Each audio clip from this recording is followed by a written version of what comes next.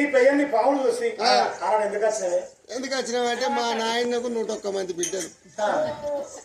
ఇప్పుడు నాయకు జన్మ నాయకు 6 బిడ్డలు ఉన్నట్టు మా అయ్యకు 101 మంది, లక్ష్మమ్మరాజుకు 101 మంది బిడ్డలు. ఒకరికర కట్నం పోతాడు.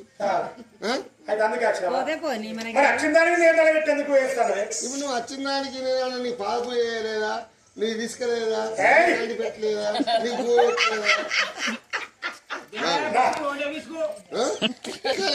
నీ తీసుకు